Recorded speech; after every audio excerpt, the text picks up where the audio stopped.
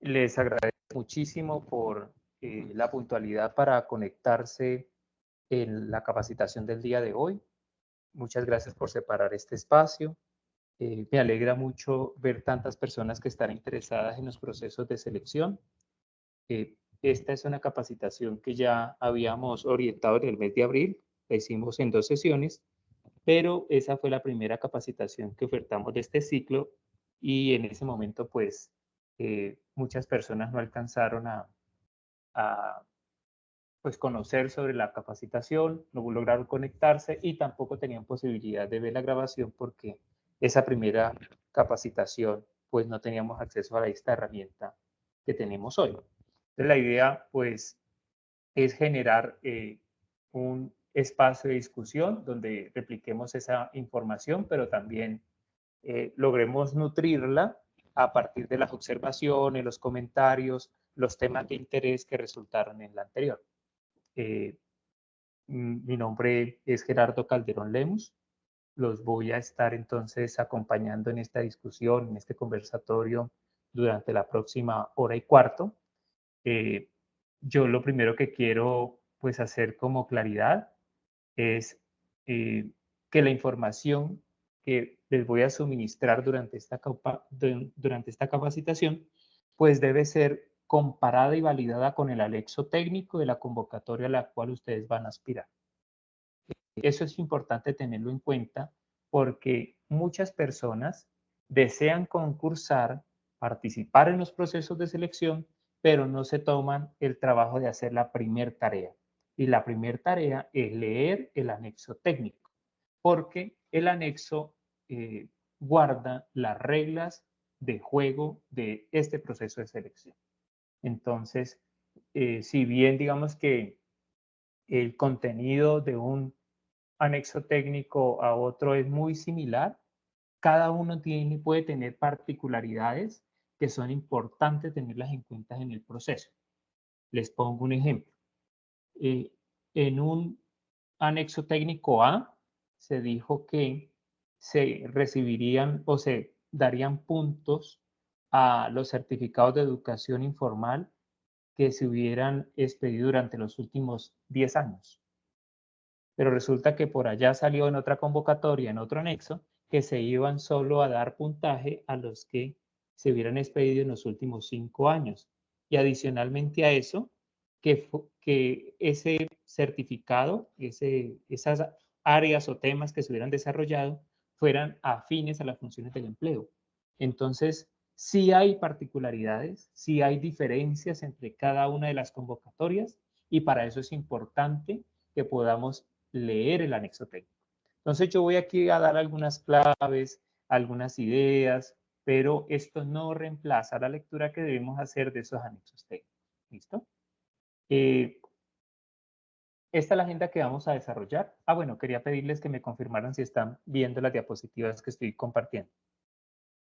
Sí, señor, sí se ven, perfecto. Listo, muchas gracias.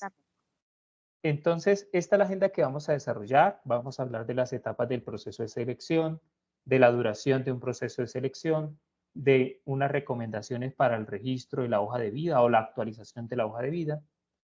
Abordaremos algunos claves para la búsqueda de los empleos, algunos elementos del empleo, las asignaciones salariales, los núcleos básicos de conocimiento, los tipos de experiencia, las equivalencias, los criterios de valoración de antecedentes, el tema de probabilidad, cómo consultar la cantidad de personas inscritas y las vacantes, algunos temas de estudio y unas recomendaciones de estudio. Esta agenda la vamos a desarrollar en 2 sesiones. ¿Listo? Y vamos a ver hasta dónde alcanzamos en esta primera sesión. Antes de abordar la temática, pues contarles un poco de mi perfil. Ya les contaba que soy contador público, soy especialista en revisoría fiscal y magíster en gerencia integral de proyectos. No tengo formación específica en este tema de concursos. Esto es más bien un conocimiento que ha sido adquirido de manera empírica y pues leyendo los documentos, pero como tal no tengo pues esa validación en la formación. A nivel profesional, pues tengo 8 años de experiencia en el sector público, principalmente en asuntos de control interno y sistemas de gestión, y actualmente soy empleado público de carrera administrativa del distrito. En temas de concursos, he participado en 15 procesos de selección desde el año 2017. Entonces, esto lo digo porque me parece importante aclarar que lo que les voy a compartir obedece a esa experiencia, a esos ensayos y errores que he podido adquirir durante estos concursos y que pues me parece que es una experiencia que es válida y que puede ser también valiosa para ustedes. He participado en esos 15 procesos, en 3 de esos procesos he ocupado el primer puesto, pero también ustedes pueden ver ahí en 2 procesos ni siquiera fui admitido, que es la primera etapa. Entonces, todo esto de alguna manera me da la validación para poder con seguridad hablarles de cuáles son los aciertos y desaciertos más comunes que se presentan en estos procesos. Vamos entonces a hablar inicialmente. Bueno, y también les contaba el tema del perfil para que me entiendan si de pronto hay alguna pregunta que en algún momento pueda quedar con algún vacío o que de pronto me hagan una pregunta y me corchen. Yo lo digo con mucha humildad, pues si se llega a presentar ese caso, en la siguiente sesión lo resolvemos, pero digamos que la idea es que eh, podamos aprovechar la experiencia, el tiempo y también ser conscientes de que seguramente pues desconozco muchos temas que se tejen en estos procesos de selección. Vamos a iniciar hablando de las etapas del proceso de selección. Ustedes pueden ver ahí las etapas más importantes. Muchas de esas etapas tienen a su vez como un apéndice que es una etapa de reclamaciones. ¿Listo? Entonces iniciamos con la etapa de inscripción. Recuerden que todo este proceso se desarrolla a través de la plataforma CIMO. En esa etapa de inscripción, lo primero que hacemos es actualizar o registrar nuestra hoja de vida. Seleccionamos la OPED, que es el nombre con el que hacemos referencia al empleo al cual vamos a aspirar. Pagamos la inscripción y formalizamos la inscripción. Siempre me gusta hacer esta claridad porque muchas personas hacen el pago del PIN o de los derechos de participación y creen que con eso ya quedaron inscritos y resulta que deben esperar a que el sistema tome el pago y luego así puedan formalizar la inscripción y generar un certificado de que quedaron inscritos. Parece tonto, pero a muchos les ha pasado que se quedan por fuera del proceso porque no completaron ese pasito tan sencillo. Luego viene una etapa de pruebas. Es una prueba normalmente escrita. Lo digo normalmente porque habrán empleos como por ejemplo los de conductor o conductor mecánico que tienen otro tipo de pruebas como pueden ser de ejecución, es decir, de ir y hacer el ejercicio de cómo se conduce, cómo se repara el vehículo. Bueno, pero en términos generales, cuando estamos hablando de empleos comunes, pues es una sola prueba que es escrita, pero que evalúa dos tipos de componentes. Las competencias funcionales, que hacen referencia al hacer, a los conocimientos que yo debo tener para poder aplicarlos en un caso específico. Aquí no nos van a preguntar la definición de algo, sino que nos van a preguntar sobre qué decidiríamos nosotros frente a una situación particular aplicando los conocimientos. Hace algunos años, cuando yo empecé a concursar, eh, era mucho más teórica, mucho más de saberse el concepto pero ahora es más de responder frente a unos casos que se plantean. Y hay otro componente que se evalúa también en la misma prueba escrita, que son las competencias comportamentales, es decir, las que hacen referencia al ser, porque hay una serie de competencias establecidas en la ley, algunas comunes y otras específicas, que se esperan de los servidores públicos. Entonces, los casos que se nos plantean, pues hay que responderlos en función de esas conductas o comportamientos que se esperan del servidor. Hay que tener en cuenta que hay competencias que son generales, que son comunes, es decir, que se esperan de todos los servidores, pero hay otras que se esperan de manera diferenciada de acuerdo al nivel del empleo al cual se está aspirando. Entonces, eso es importantísimo tenerlo en cuenta porque una pregunta puede tener más de una respuesta correcta. ¿Y de qué depende? Del nivel del empleo al que usted está aspirando. Entonces, frente a un problema, frente a una situación, el sistema o la ley, como quieran decir ustedes, pues espera una cosa de quien aspira al nivel profesional y una cosa seguramente muy diferente de quien aspira al nivel asistencial o técnico. Eso es importante que lo tengamos en cuenta porque es bajo esa óptica que se deben responder. Yo les coloco siempre el ejemplo, muchas veces frente a un problema que se presenta en nuestras oficinas, se esperaría que el empleado del nivel asistencial reporte a su jefe inmediato el problema, ¿cierto? Pero del empleado de nivel profesional se espera que articule las capacidades y los recursos para poder resolver el problema. Entonces, frente a un problema se esperan diferentes comportamientos. Eso es una teoría que existe y yo creo que la aplican mucho en los concursos, y es que a mayor nivel de empleo, menor nivel de habilidades operativas exige. Entonces, por eso es común que, por ejemplo, al nivel técnico, al nivel profesional no le pregunten tanto sobre el manejo de herramientas de Office, del paquete de Office, como si es común que le pregunten ese tipo de cosas al nivel asistencial. Entonces, deben tener en cuenta eso también al momento de definir a qué nivel de empleo van a aspirar, porque algunas personas piensan que por ser profesional y presentarse al nivel asistencial, pues entran con ventaja y eso puede no ser tan cierto porque nos vamos a enfrentar a preguntas que son con un enfoque distinto. Yo les comparto también mi caso. Yo en los primeros concursos me presenté en nivel asistencial y me fue re mal. Ni siquiera pasé las preguntas, las pruebas escritas. Cuando decidí presentarme a nivel profesional, me fue mucho mejor, porque se me exigía una mayor capacidad de análisis de los casos. En cambio, en las otras pruebas eran más de aplicación, de corregir textos, de tratar, bueno, a mí me iba bien en eso. Lo que no me iba tan bien es el manejo de Office. Entonces le colocaban ahí una serie de comandos, tanto en Excel como en Word, y me fue re mal. Entonces, tengan en cuenta también eso cuando van a aspirar. Una vez se presentan las pruebas, sale un resultado preliminar. Perdón, me adelanté al tema de las pruebas y antes de todo eso y después del proceso de inscripción, hay un proceso de verificación de requisitos mínimos. Entonces, lo que se evalúa allí es que una vez revisada la hoja de vida, el operador de la prueba manifiesta si usted cumple o no cumple. El resultado de esa verificación es admitido o no admitido, ¿sí? Cuando no es admitido, pues usted tiene también un término, ojo con esto, para presentar su reclamación. Es en ese término, si usted se supera ese término, usted no presentó la reclamación, aunque tenga la razón, ya no puede ser incluido en el proceso. A mí en una ocasión me pasó, me confié, me excluyeron, no tenían ellos la razón, pero cuando me di cuenta ya era demasiado tarde y no podía presentar la reclamación.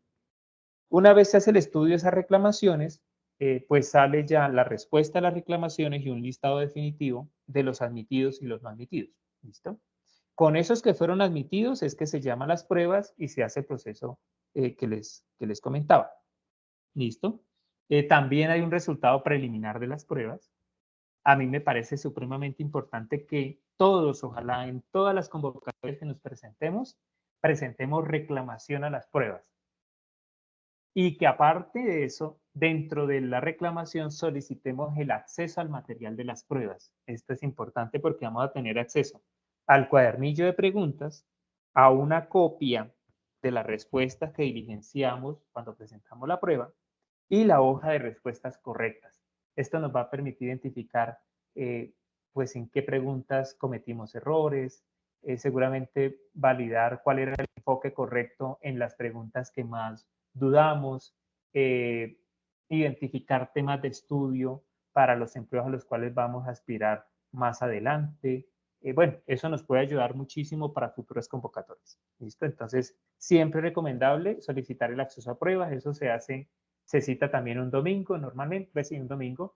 Así como se presentan las pruebas, pues se nos convoca a un sitio y hora especial y nos entregan el material para que podamos incluso tomar nota. Dice que nota muy sucinta, tampoco es transcribir las preguntas y las respuestas, porque nos pueden a la salida del recinto, pues, evitar que nosotros saquemos las hojas. En la última que hice, bueno, traté de copiar como como un resumen muy pequeño de los temas y me di cuenta que he podido escribir un poco más porque no estaban revisando al final. Pero siempre existe esa regla, ¿no? Que ellos pueden revisar qué es lo que estamos nosotros copiando de ese material. Y si ellos ven que lo que estamos haciendo es transcribiendo preguntas, respuestas, pues nos pueden retener esas hojitas que nosotros llevamos. Una vez se surte la reclamación y el acceso a prueba, nosotros podemos complementar la reclamación y una vez estudiada esa reclamación, sale la respuesta y los resultados definitivos de la prueba.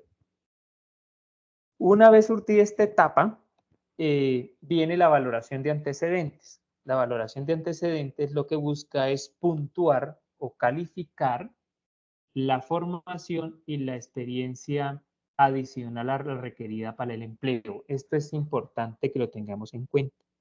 Si el empleo a mí me exige ser profesional y tener 12 meses de experiencia en el requisito mínimo, y yo me presento cumpliendo esos requisitos mínimos, pero sin nada más, pues desafortunadamente no nos van a poder dar puntaje en esta valoración de antecedentes porque no tenemos nada adicional.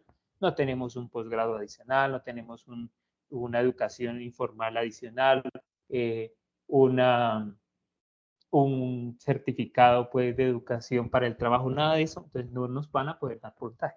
¿Listo?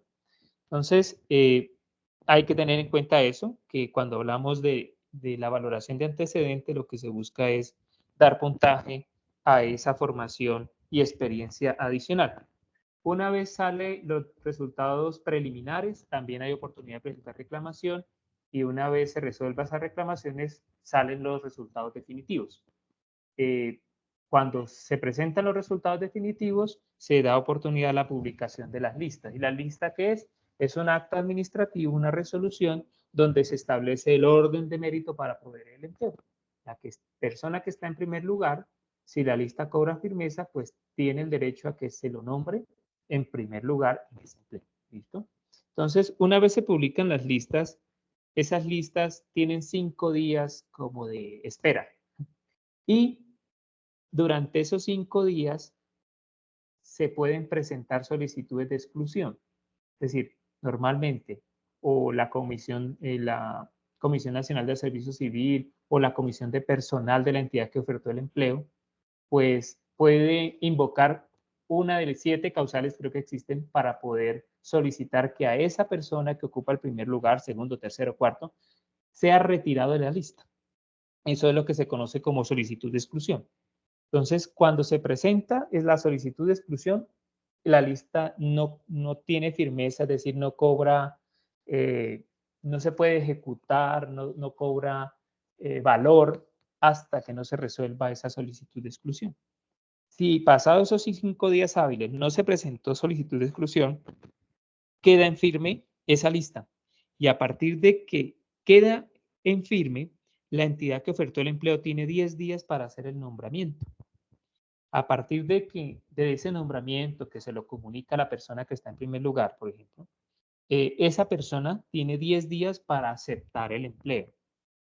Una vez la persona dentro de esos 10 días comunica la aceptación del empleo, la entidad tiene 10 días para tomar, para que la persona, bueno, para hacer la diligencia de la posesión del empleo. ¿Listo? Esos 10 días pueden prorrogarse si, por ejemplo, la persona alega que vive en otra ciudad y que requiere un tiempo para poder hacer el traslado y ubicarse en ese lugar geográficamente donde va a ejecutar el empleo. Para tratar de recordar algunas situaciones por las cuales pueden solicitar la exclusión de listas. Que hayan presentado documentación falsa. Que hagan una segunda validación que puede hacer la comisión de personal de la entidad que ofertó el empleo y descubra que efectivamente esa persona no tiene realmente ese título y es falso, o que la Comisión Nacional de Servicio Civil o el operador identifique que fue suplantada y quien presentó la prueba fue otra persona.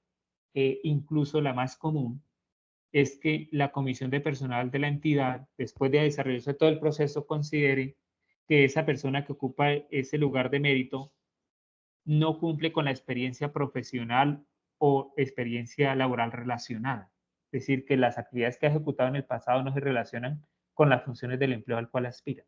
Entonces, eso hace que se suspenda todo el proceso y tenga que adelantarse una actuación administrativa. Entonces, lo primero que hace la Comisión Nacional de Servicio Civil es verificar si realmente esa solicitud de exclusión tiene mérito o no, o si es algo sacado por allá de los cabellos.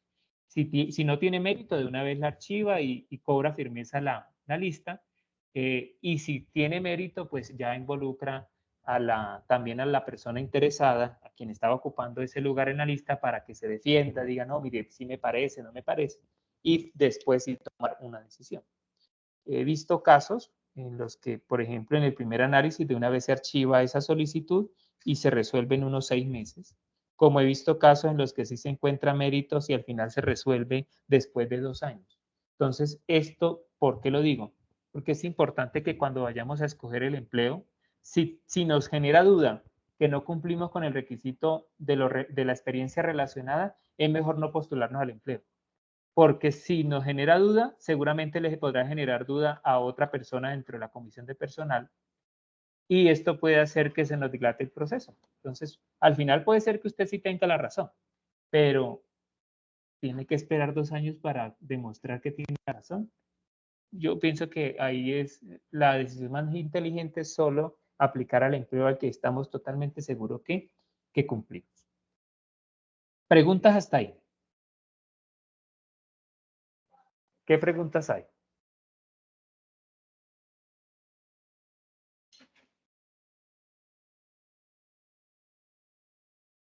Bueno, aparentemente ninguna pregunta. Entonces, continúo. Si tienen alguna pregunta, entonces solo le dan clic donde dice participar, levantan la mano y allí puedo visualizarlos para darles la palabra. ¿Cuánto dura un proceso de selección? Yo aquí les he colocado 1, 2, 3, 4, 5, 6 ejemplos de cuánto duró esos procesos de selección. Algunos no se han terminado, pero estoy teniendo como referencia cuando se publicó la primera lista de elegibles en ese proceso. Entonces aquí encontramos que, por ejemplo, la del SENA, que se desarrolló en el 2017 y 2018 y operado por la Universidad de Pamplona, duró 1 año. Pero tenemos convocatorias como la de municipios de quinta y sexta categoría, que se desarrolló durante 2021 al 2023 y duró casi 2 años y medio y fue desarrollada por la ESAB. Tenemos convocatorias que han sido muy rápidas, como por ejemplo la Territorial 8, que se desarrolló prácticamente que poco más de medio año y fue desarrollado por el Politécnico Gran Colombiano. ¿Por qué me gusta hacer referencia a este tema de la duración? Porque no es algo para, digamos que ilusionarse en el muy corto plazo, ¿sí? Ay, es que voy a quedar desempleado y necesito ponerme a concursar ahorita porque ya el otro mes necesito tener empleo. No, esto no funciona así. Estos procesos de selección pueden ser muy largos. Entonces es más bien una meta profesional y laboral que deben verla en el mediano plazo, o al menos no en el plazo inmediato. ¿Listo? Eso para que lo tengamos en cuenta y le bajemos como el acelere que a veces también como que tenemos en nuestra cabeza frente a estos procesos de selección. Le doy la palabra a Olga Lucía. Gerard, es que a veces, digamos, cuando voy a aplicar a un puesto, lo que no me queda tan claro, a un cargo, no me queda tan claro es cuando dicen que tienen que ser específicas o relacionadas. Entonces, digamos que uno considera que sí ha trabajado en esos aspectos, pero sus certificados no son tan claros o amplios en la información. Entonces, no entiendo cómo ellos revisan si fue o no, si es o no relacionada a la experiencia. Gracias, Olga. Sí, eso es un tema bien complejo. Yo más adelante en la capacitación les voy a dar algunos factores que podríamos tener en cuenta para identificar si realmente la experiencia que hemos adquirido a lo largo de nuestra vida es relacionada o no con el empleo, si este es un requisito del empleo.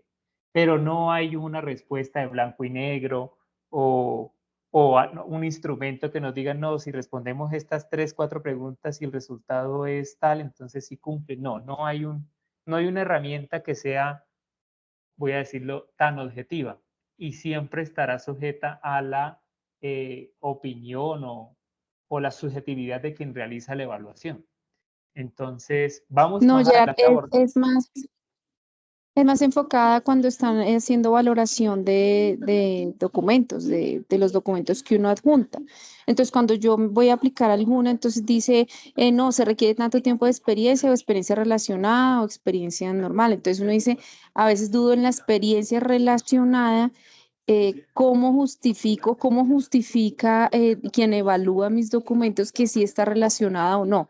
No en el examen, sino en la valoración de los documentos. Sí, sí, estoy hablando de eso. Entonces, como te digo, yo voy a abordar algunos elementos que se tienen en cuenta, pero siempre estará viciado por la subjetividad quien hace la evaluación o la revisión de la hoja de vida, porque realmente no hay una herramienta que diga esto es blanco o negro o no hay una escala numérica, no.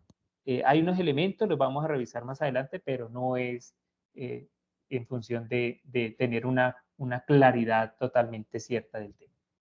Bueno, entonces, O sea que es abordando, ahí donde podríamos hacer la reclamación, ¿cierto? Que tú dices que en cualquier momento uno pues puede hacer reclamación, pues si exacto. considera para evaluar y revisar. Ah, ok, gracias. Pero entonces, por eso también lo que te decía hace un rato de cuánto puede tardarse una solicitud de exclusión. A mí me pasó recientemente en una convocatoria para la cual aspiré a un empleo en el Valle del Cauca. Quedé en primer lugar, pero antes de que cobrara firmeza la lista, la Comisión de Personal de la Gobernación del Valle dijo, no, este señor Gerardo no cumple con el requisito porque la experiencia que él acreditó no es relacionada con las funciones del empleo. Entonces ahí vamos a entrar a un tire y afloje que puede durar hasta 2 años, porque primero la Comisión Nacional de Servicio Civil estudia esa solicitud de exclusión que hizo la Comisión de Personal de la Gobernación del Valle. Si le encuentra mérito, entonces me va a escribir a mí. Hasta ahora no lo ha hecho, para decirme usted qué opina frente a esta solicitud de exclusión y estos argumentos. Y luego ella analiza las dos posiciones, tanto de la Gobernación del Valle como la mía, y decide. Entonces, eso siempre, siempre igual va a estar sujeto como a discusiones y a que se nos dilate un poco más el tema. Pero vamos a ver entonces más adelante algunos elementos que nos van a permitir tener claridad sobre eso. Algunas recomendaciones al momento de hacer nuestro registro de la hoja de vida o actualización en el SIMO. Primera recomendación, por favor, carguen todas las certificaciones y constancias de educación, ya sea formal, informal, educación para el trabajo del desarrollo humano, incluso en los niveles que podemos considerar inferiores. Esto es importante porque a veces la gente piensa que por presentarse a un empleo de nivel profesional solo le basta cargar en el SIMO el título profesional. Pero resulta que si tiene un técnico laboral, también le van a dar puntos por eso. Si tiene unos diplomados, unos cursos adicionales, le van a dar puntaje por eso. Entonces yo lo primero que recomiendo es, mire, cargue toda su hoja de vida. Ay, que si cargo el título de bachiller, cárguelo también, todo, absolutamente todo, cárguelo y dele ese trabajo de revisar a quien tiene la función que es el operador del proceso. Él es el que ya más adelante en la valoración de antecedentes le va a decir, mire, sí le doy puntaje a este certificado, no le doy puntaje a este certificado por esta y por esta razón.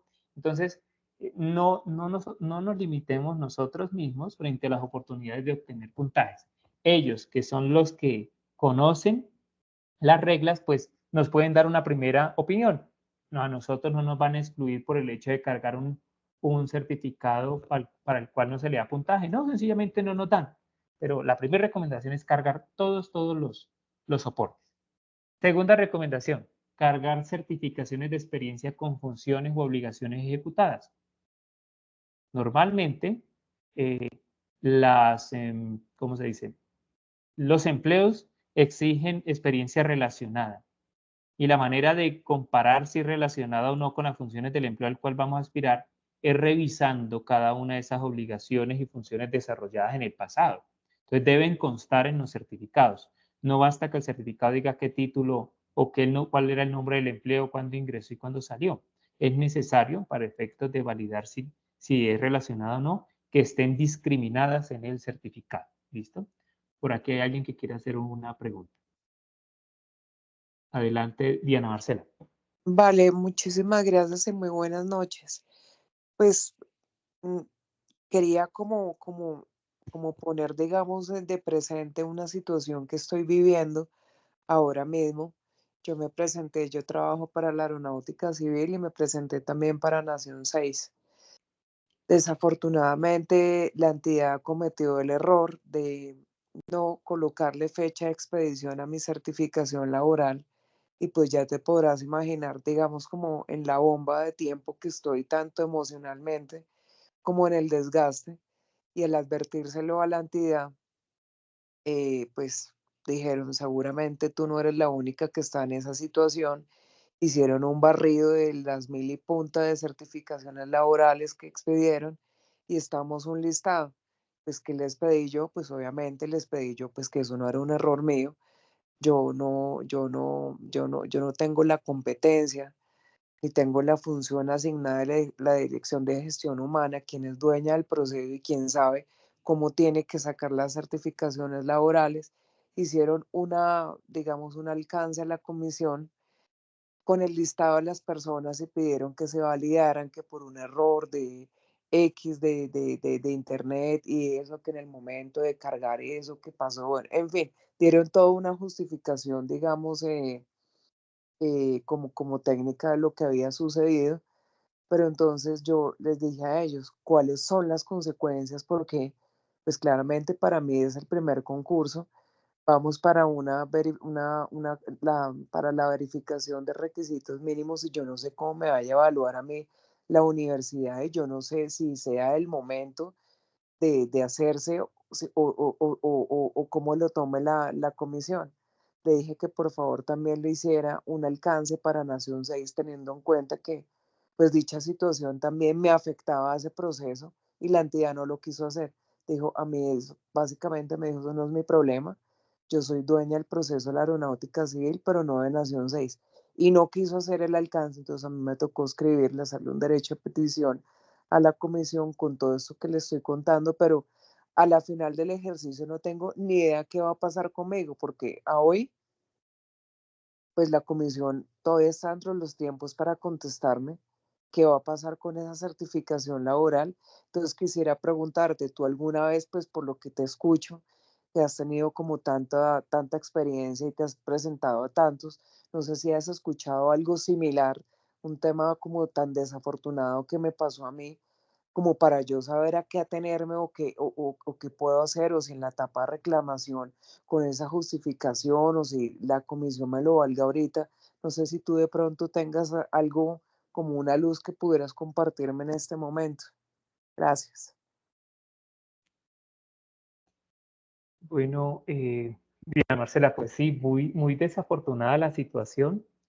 La verdad, no, en la experiencia que he tenido personal y que haya escuchado otros casos, es la primera vez que yo escucho un tema de esos. Es realmente, pues, inaudito, ¿no? Que una entidad se equivoque de esa manera.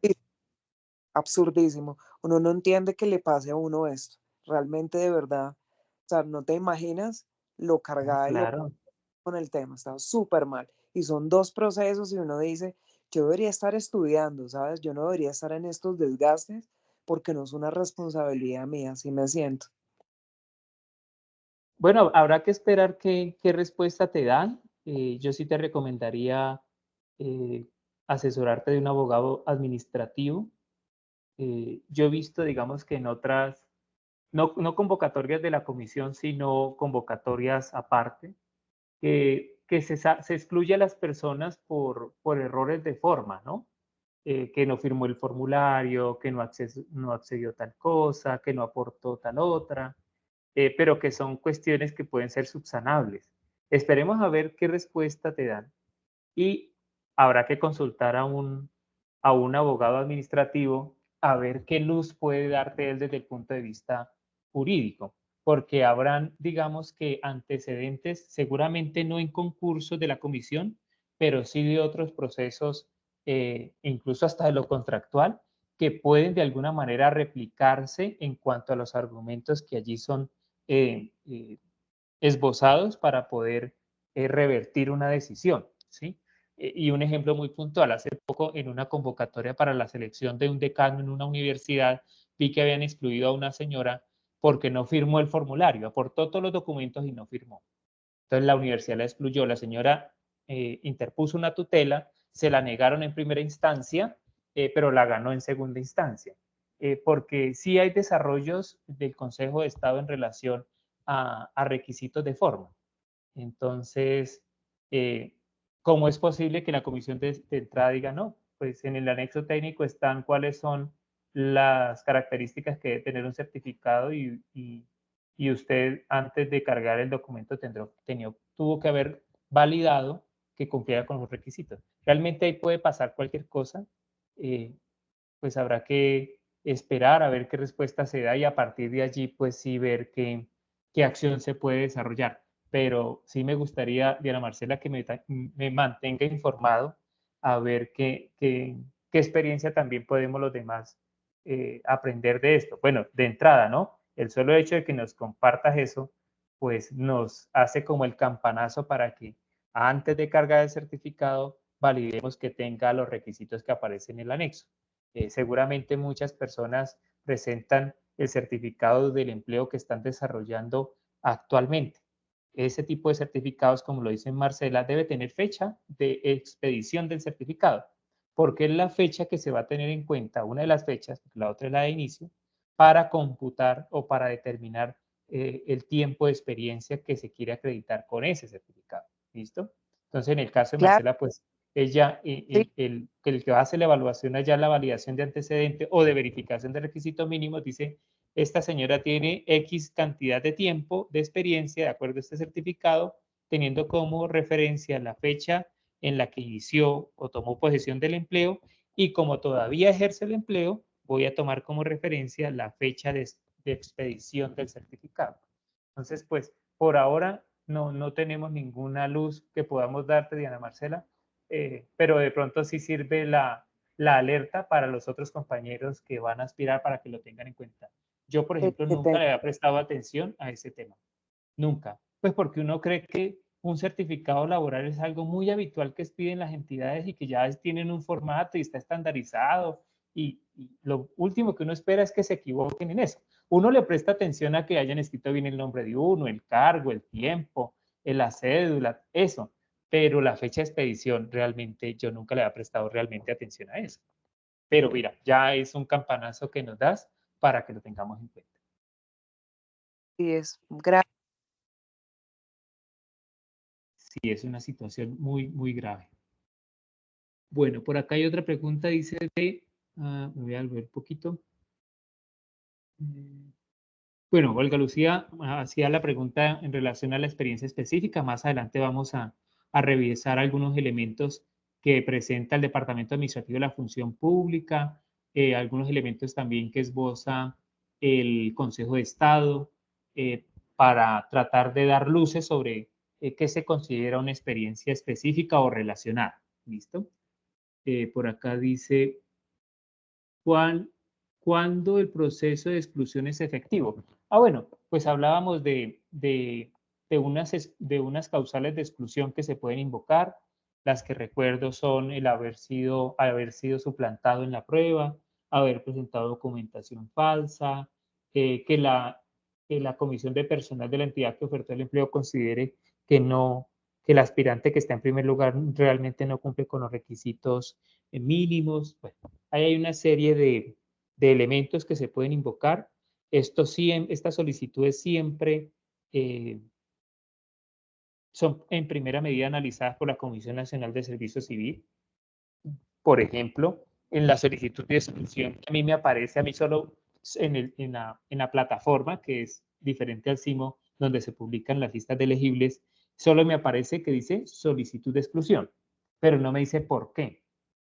¿Sí? Yo me averigüé por qué, porque tengo una amiga por allá en la oficina de personal de esa entidad coincidencialmente y le pregunté, hola vieja, ayúdeme a averiguar por qué me quieren excluir. Y ella me contó que están alegando que no cumplo con el requisito de experiencia relacionada o específica.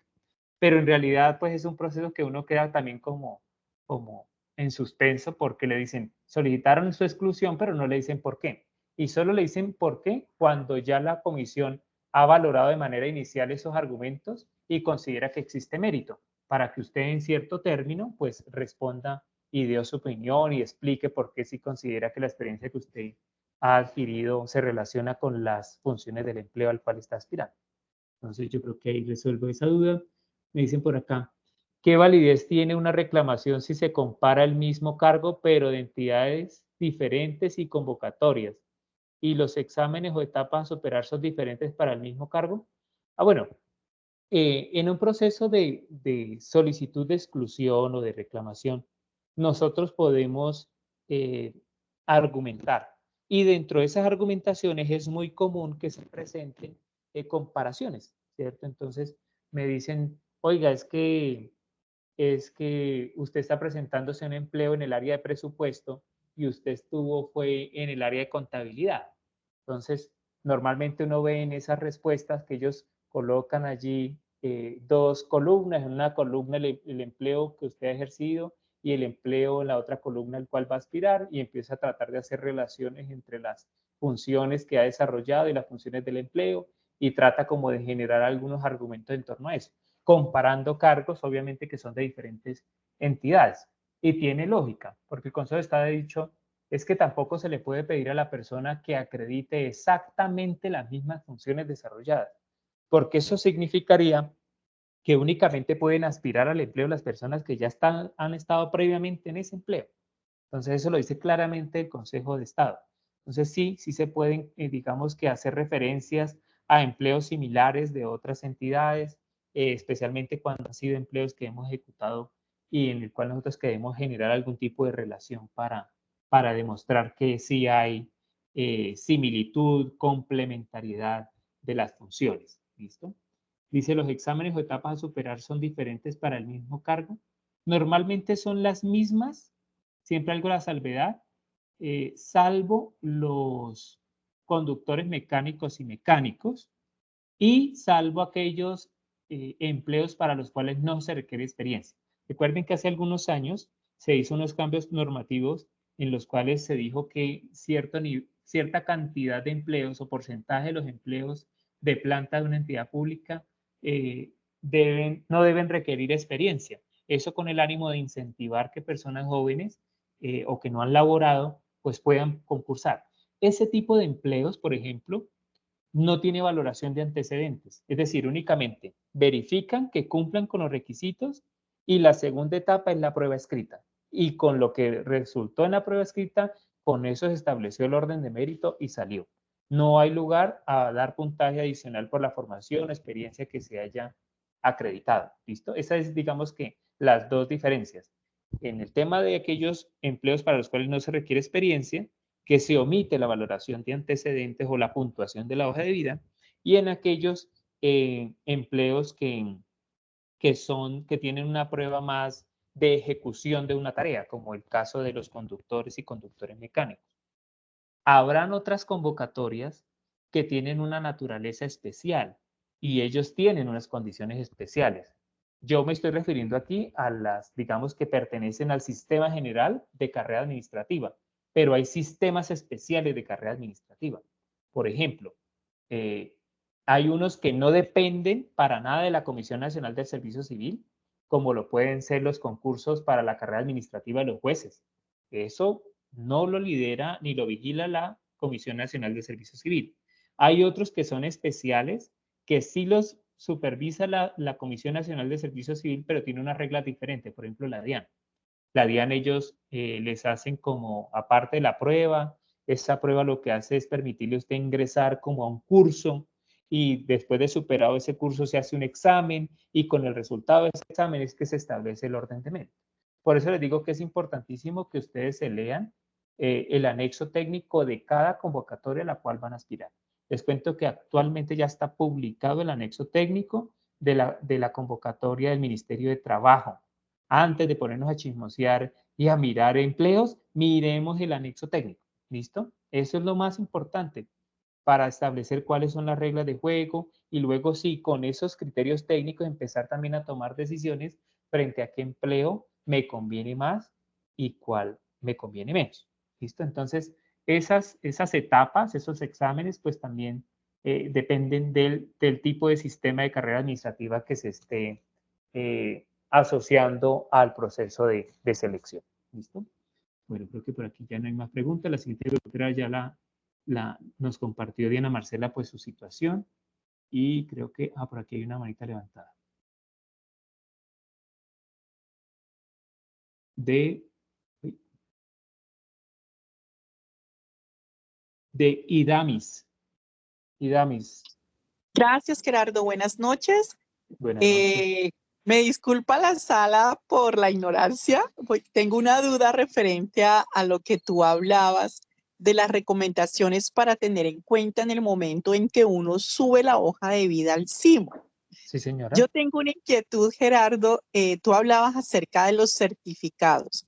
Estos certificados laborales, tú decías que es importante que tengan las funciones. Yo me he encontrado con una situación y es que me quedé ahí como parada en el proceso. ¿Qué pasa en el caso mío, por ejemplo, que yo trabajé en el exterior, ¿verdad? Y pues ha sido muy difícil contactar a estas empresas porque seguramente ya han cambiado dirección de teléfono, en fin. Y no llego a tener ese certificado de pronto actualizado con las funciones. ¿Tú qué me recomiendas? ¿O colocarlo así o no colocar esa experiencia o qué es lo más recomendable? Gracias. Listo, Idamis. Bueno, lo primero es que yo recomiendo que se cargue todo certificado laboral con funciones o obligaciones. Si no lo cargas con funciones o obligaciones, ¿quiere decir que no es válido? No, eso depende. Porque si el empleo me dice que solo requiero experiencia laboral, pero no me está diciendo si laboral relacionada o profesional relacionada, pues ellos no necesitan ver mis funciones ejecutadas. ¿Listo? Entonces, en esos casos, que no son muy comunes, ese certificado es válido. ¿Sí? Cuando yo solo quiero acreditar un tiempo laborado, pero no haciendo qué. ¿Listo? Ahora, si tú necesitas aspirar a empleos en los cuales se exija experiencia relacionada o profesional relacionada, sí va a ser necesario que tengan descritas las obligaciones ejecutadas. No tengo, digamos que respuesta frente al caso puntual de un empleador extranjero, pero hay un ejemplo que de pronto te puede dar luz y es, a mí me pasó que el primer empleo que yo tuve, a mí nunca el certificado que a mí me dieron en esa época laboral, cuando terminé de trabajar allí, no venía con funciones. Y yo quería aspirar a un empleo que exigía experiencia relacionada. Entonces lo que hice y permite la ley y el mismo anexo técnico, si ustedes lo leen, es que yo vaya a una notaría y haga una declaración extrajuicio cuyo contenido sea igual al de un certificado. Entonces, ¿por qué yo no pude acceder a ese certificado? Porque cuando ya yo intenté contactar la entidad, ya estaba liquidada. Entonces, pues, ¿quién me iba a dar un certificado nuevo donde me incluyeran las funciones ejecutadas? Pues nadie. Entonces, el anexo me dice, sí, usted puede ir a una notaría, hace una declaración extrajuicio bajo la gravedad de juramento, donde usted diga cuál es el nombre de la entidad, de qué fecha a qué fecha trabajó allá, qué tipo de actividades realizaba. Bueno, eso, el contenido que debe tener un certificado y es válido y a mí me lo han valido. Pero, algo la salvedad, no sé si eso mismo aplique para entidades que son del exterior. ¿Listo? Pero bueno, quedo con la pregunta ahí pendiente, a ver si puedo resolverla para la siguiente sesión. Te coloco ese ejemplo que puede servir, ¿sí? Puede servir en el caso, por ejemplo, es que muy difícilmente uno va a encontrar respuesta, pero adelantándome y de pronto pecando por ser perezoso y no buscar la respuesta, pero yo creo que sería chévere entregar la declaración extrajuicio con el contenido que debe tener el certificado y no irse con eso para la verificación de requisitos mínimos, sino que más bien uno la tenga allí como una opción para el tema de la valoración de antecedentes. ¿Sí? Es decir, para que no me la tengan en cuenta, es decir, no irse como única experiencia, porque si no es válida, pues una vez me descalificarían del proceso, sino que sea como algo adicional para que allá en la valoración de antecedentes me puedan dar puntaje. Sin embargo, voy a hacer la tarea a ver si puedo lograr una respuesta para esos casos puntuales de empleadores del extranjero, pero es posible que se pueda aplicar ese procedimiento que se establece para empresas en términos generales que uno no puede obtener como tal certificado laboral. ¿Listo? Bueno, ¿o alguna otra pregunta? Ok, Gerardo, gracias. Con gusto, Ian. Bueno, entonces continúo. Otra recomendación es que cuando se han ejecutado varios empleos o contratos dentro de la misma empresa y ésta expide una sola certificación consolidada, se recomienda realizar un registro por cada empleo o contrato y repetir como soporte la misma certificación sin modificarla. ¿Qué significa? Yo he trabajado en la alcaldía del municipio de La Plata. La alcaldía de La Plata me expidió un certificado laboral en el cual me consigna 3 contratos, el contrato A, el contrato B y el contrato C. El contrato A para el año del 2016, el contrato B para el 2017 y el contrato C para el 2018. Y es un solo certificado en el cual está consolidada los 3. Lo primero que hay que tener claro es que uno no modifica el certificado. No es que le vayamos a cortar y en una hoja dejemos el A, en una hoja el B y en una hoja otra el C, o el A, B, C. No, nada. Es una sola hoja y no podemos romper como tal la idoneidad del documento ni la integridad del documento, pero lo que sí podemos hacer para efectos prácticos en el sistema es crear un registro por cada uno de esos contratos o periodos. Eso le va a facilitar mucho la vida a la persona que hace la evaluación y nos la va a facilitar a nosotros porque vamos a tener más adelante en la valoración de antecedentes un concepto por cada uno de esos 3 periodos, ¿sí? Porque es posible que cuando la persona revise el documento encuentre que tiene que aplicar unas reglas diferentes al contrato A, unas diferentes a la experiencia que acredito en el contrato B y otras reglas diferentes a las que le aplican al contrato que acredito en tercer lugar. ¿Listo? Porque, por ejemplo, puede ser que un contrato haya sido antes de la terminación de materias, ¿sí? Y en el segundo contrato usted ya era profesional, lo volvieron a vincular, le dieron un aumentico, una platica adicional. Entonces, las reglas son diferentes para efectos de calcular la experiencia. Entonces, es mejor hacer varios registros, un registro por cada una de esos contratos que están allí en el certificado consolidado. Y pues aquí está lo que mencionábamos hace un rato sobre el tema de la experiencia cuando la empresa, por ejemplo, está liquidada y es que se puede cargar una declaración extrajuicio. ¿Listo? ¿Alguna pregunta en relación con el registro o actualización de la hoja de vida? Bueno, entonces pasamos al punto de la búsqueda de ofertas de empleo. Pues lo que ustedes están viendo en pantalla es la plataforma del CIMO. Ustedes deben ir al margen izquierdo inferior y van a encontrar una pestaña que dice oferta pública de empleos. Le dan clic allí y van a encontrar esto, que son una serie de filtros para tratar de identificar el empleo al cual deseamos nosotros aspirar. Ahí aparece una barrita. Normalmente yo allí coloco palabras claves que me permiten identificar el tipo de empleo al cual quiero aspirar.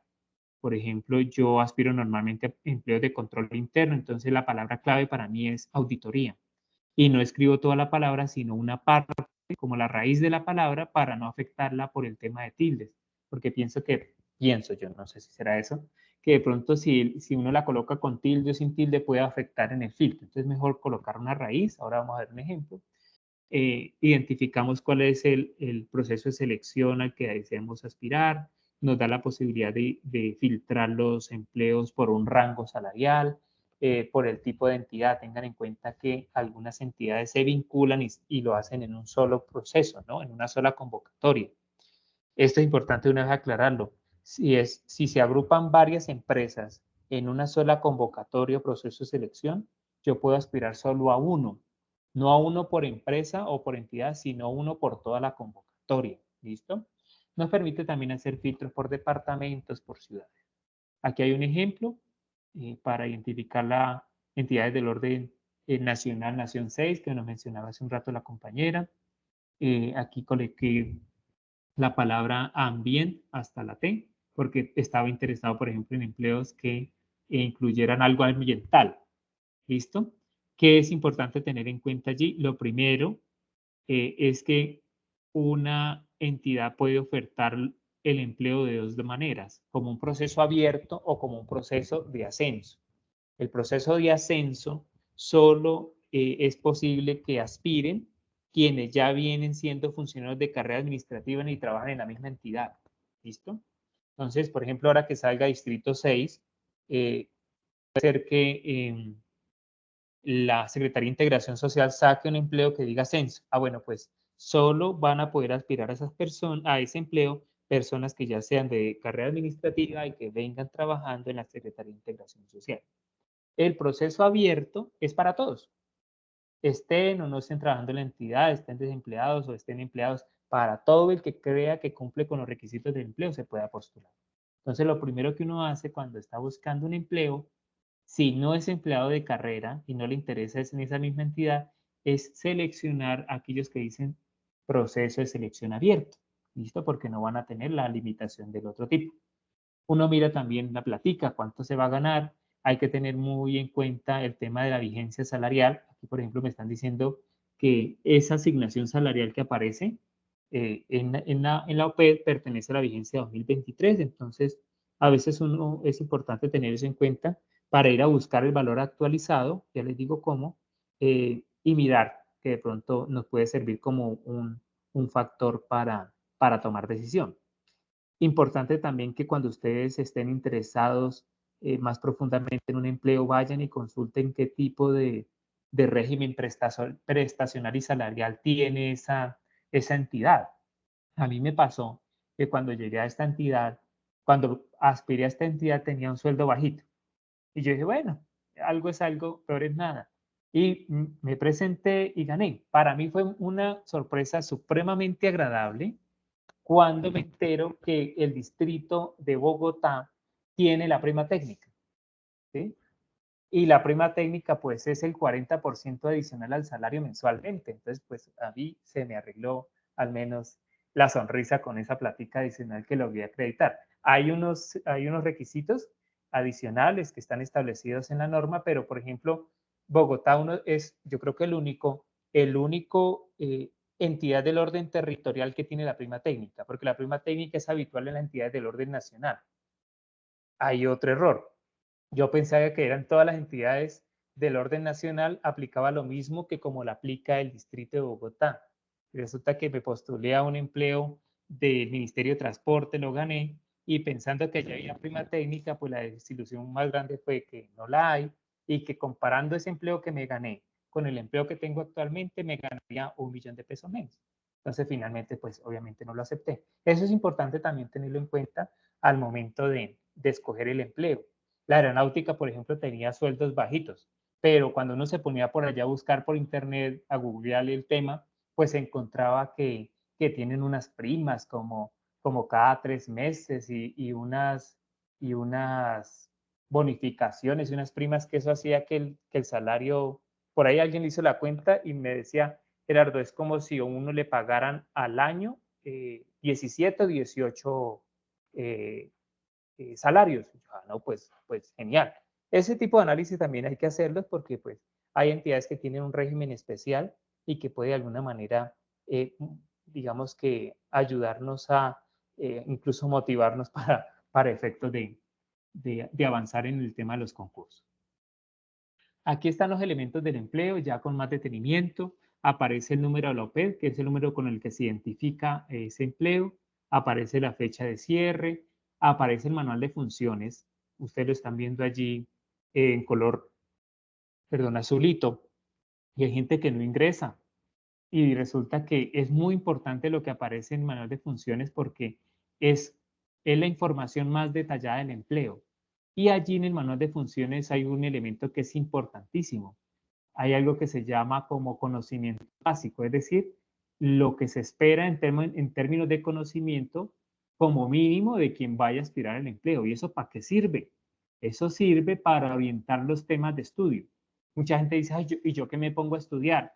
Entonces otro le dice, no, pues esperen los ejes temáticos que la misma comisión publica. No, no los espere, porque los ejes temáticos pues se publican unas 2 o 3 semanitas, no, 2 semanitas antes de como tal realizar la prueba. Entonces habrá tiempo pues que usted pierde valioso y que puede orientar si usted tiene en cuenta cuáles son los temas sobre los cuales se requieren para poder ejercer ese empleo, porque se supone que de allí la universidad que adelanta el proceso, la convocatoria, tomó la información para poder estructurar las preguntas. Entonces, puede ir analizando esos temas y consiguiendo información sobre esos temas. Más adelante vamos a abordar un poco más también sobre ese aspecto. Pero es importante que ingresen al tema del manual de funciones. En el manual de funciones también nos dice si la entidad tiene planta global o planta estructural. Y el que sabe ese tema, pues sabe que eso también puede pesar al momento de tomar una decisión, porque no es lo mismo que a mí me puedan después de mi periodo de prueba mover para donde se les dé la gana, a que no me muevan, ¿sí? Y eso tiene que ver mucho con el tipo de planta de personal que tenga. Hay un propósito general y hay unas funciones. El tema del propósito y las funciones también nos sirven para identificar si realmente la experiencia que hemos adquirido se relaciona o no con el empleo. Vamos a ver más adelante ese tema con más detenimiento. Entramos a un tema fundamental, un elemento fundamental del empleo y son los requisitos. Yo aquí les coloco un ejemplo muy común y es que aparecen 2 o más alternativas. Esas alternativas son opciones, ¿sí? Y esas opciones no las puedo combinar. Por eso se las estoy resaltando en un recuadrito de color diferente. Porque un error muy común es que intentan o pretenden cumplir con el requisito del empleo sacando un pedacito de una opción y otro pedacito de la otra opción. No. Cada uno de estos recuadros hace referencia a una opción diferente de la otra, que no pueden ser desagregadas o combinadas. ¿Listo? ¿Y cómo lo entiende uno? Sencillamente, aquí hay un ejemplo en el que podemos tener claridad sobre el tema. Y me dice, la primera opción es que usted acredite un título profesional en alguna de estos núcleos básicos de conocimiento y que adicionalmente acredite posgrado de nivel de especialización. Eso en formación. Y en experiencia, que me acredite como mínimo 16 meses de experiencia profesional relacionada. Resulta que usted dice, hola, la verdad, yo nunca he trabajado. Yo no tengo experiencia ni profesional, ni mucho menos relacionada. Entonces la misma entidad le dice, mire, listo, yo le tengo otra opción y es igual, acredíteme que tiene una profesión en alguno de estos núcleos básicos de conocimiento, no me acredita experiencia, pero sí me acredita maestría. Es decir, que le perdono que no tenga experiencia, pero le exijo un mayor nivel de formación. Esta es la lógica de las alternativas, que siempre usted va a ver que entre una y otra opción tratan como de emparejarse, como de igualarse, ¿listo? Pero no pretendan que de la opción A, por ejemplo, voy a tomar el pregrado, cumplo con el pregrado, no cumplo con el posgrado, entonces voy a tomar, perdón, no cumplo con la experiencia, entonces tomo eso, la experiencia de la opción 2, pero tengo especialización, entonces tomo el posgrado de la opción 1, no, porque ahí estoy desagregando las opciones y no, cada opción es independiente. Vienen las equivalencias, que más adelantico vamos a abordar, que es ese tema. Aparece también la ubicación geográfica del empleo, en qué ciudad y en qué dependencia y cuántas vacantes. Las vacantes es importante tenerlas en cuenta porque también nos ayuda a determinar la probabilidad, que más adelante les voy a decir cómo se calcula. ¿Alguna pregunta hasta allí en este tema? Por aquí hay una pregunta de Harold Daniel. Muy buenas noches. Gerardo, Buenas quería noches. preguntarte algo. Es que estoy revisando en el CIMO, estoy revisando el tema para Neiva, el concurso que se está presentando en Neiva, y en el cierre de inscripciones dice por definir. Mi pregunta es, ¿yo puedo inscribirme ahora o tengo que esperar cuando salga ese tema del cierre? Sí, hay que esperar a que se defina la fecha de cierre. Por ahora únicamente podemos consultar los empleos y dejarlos como favoritos. Eso es importante. Darles clic ahí en el corazoncito para que en el panel de control, que es como el panel de resumen, pues podamos siempre tener como más a la mano esos empleos que nos llamaron la atención. Lo hacemos porque más adelante pues habrán empleos que nos gustan mucho y no sabemos por cuál decidirnos, porque solo podemos aspirar a uno.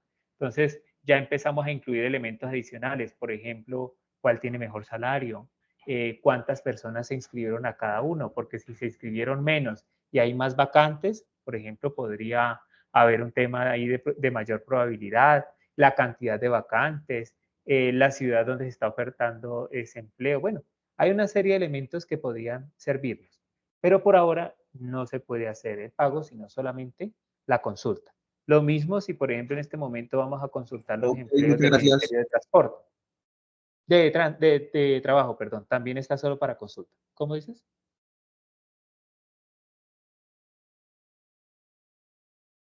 Muchas gracias. Ok, listo. Por acá dice, ¿en qué parte encuentro el anexo técnico del Ministerio de Trabajo? Listo, tú entras a la Comisión Nacional de Servicio Civil, a la página. Yo no sé, voy a dejar de compartir un momento y comparto a ver si me permite como esta pantalla. Vamos a ver aquí rápidamente.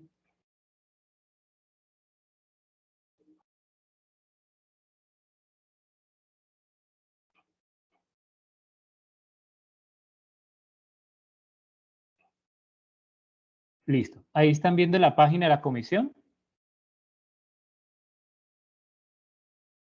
Sí, señor. Listo. No, para Correcto. consultar el anexo técnico no van al CIMO. Eso no está en el CIMO. Eso está en la página de la Comisión Nacional del Servicio Civil. cnsc.gov.co. Vamos a donde le damos clic donde dice procesos de selección. Allí le damos clic donde dice procesos de selección en desarrollo. Nos van a aparecer los que están en desarrollo y le damos clic donde dice Ministerio de Trabajo. Le damos clic ahí y nos va a aparecer aquí al lado izquierdo, dice normatividad y avisos informativos. Importante que tengan en cuenta siempre estas dos pestañitas. Avisos informativos son como las noticias que van saliendo. Ay, que tal día van a publicar tal cosa. La lista elegible, tal día van a llegar a sus correos y al CIMO la notificación o la citación. Bueno, son noticias.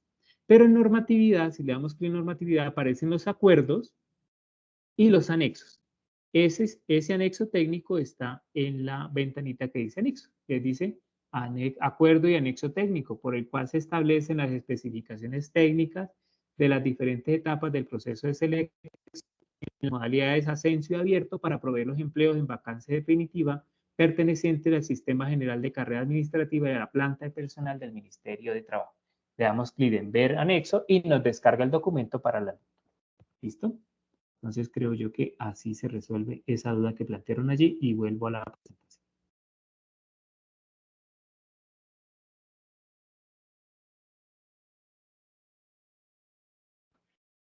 Preguntas en relación a esto que estábamos mencionando de los elementos de la OPED. Hasta ahora, ninguna, ¿cierto? Dice, bueno, esta ya es más personal, que se graduó de Administración Pública y no ha ejercido la carrera, que me puedes aconsejar para empezar a concursar. Listo, sí, claro. Es cuestión de empezar a revisar los empleos que se ajusten a nuestra hoja de vida. En la misma presentación, más adelante vamos a ver algunos temas que son transversales, es decir, que de todo ese universo de cosas que nos pueden preguntar, es muy frecuente que nos salgan porque son comunes a todos los funcionarios públicos. Y quienes están en el grupo de WhatsApp, pues ahí constantemente publicamos invitaciones a conferencias, que son importantes porque ayudan a nutrir como ese bagaje o digamos como esa cultura general que se espera del servidor público. Recuerden que la próxima es es sobre proyectos de inversión pública, que es también un tema transversal.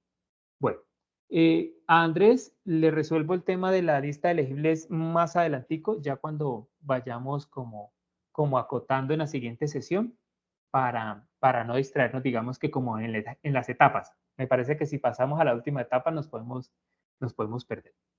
Bueno, entonces, volviendo al tema de los elementos, prestarle mucha atención al tema de los requisitos y a las opciones y no combinar las opciones.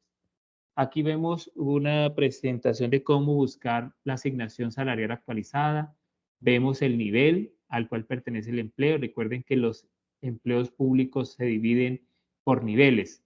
El más alto, el nivel directivo, le sigue el asesor, el profesional, el técnico y el asistencial. Entonces, tener en cuenta a qué nivel de empleo pertenece, el grado, que hace referencia a la escala salarial, a dónde se ubica en la escala salarial, la vigencia de ese valor y la entidad que está ofertando el empleo. Y ya con eso, pues lo que hacemos es ir a la página de esa entidad que oferta el empleo, ir al botón de transparencia, acceso a la información pública, buscar la sección donde habla de la estructura orgánica y allí seleccionar donde nos hable del tema salarial, escala salarial, incrementos salariales, y podemos acceder al decreto o al acto administrativo, al acuerdo, puede ser también si una entidad territorial, donde aparece el salario actualizado. ¿Listo? Entonces, por ejemplo, acá en el CIMO nos aparecía que este empleo estaba con una asignación de 6.819.000 para el 2023 y para el 2024 ya esa asignación subió a 7.561.000. Entonces es importante también tener en cuenta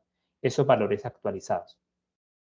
Entramos en un tema supremamente importante que es el núcleos básicos de conocimiento. Esos núcleos básicos de conocimiento son categorías que la ley ha previsto para agrupar profesiones y disciplinas que son similares. Son 8 categorías, hay una presentación, ustedes solo están viendo 3. La primera que es economía, administración, contaduría afines. La segunda que es ingeniería, arquitectura, urbanismo y afines. Y la tercera que es matemáticas y ciencias naturales. Pero por todas son 8. ¿Listo? Estos son conjuntos de ¿qué? De disciplinas. Estas disciplinas se agrupan en núcleos básicos de conocimiento.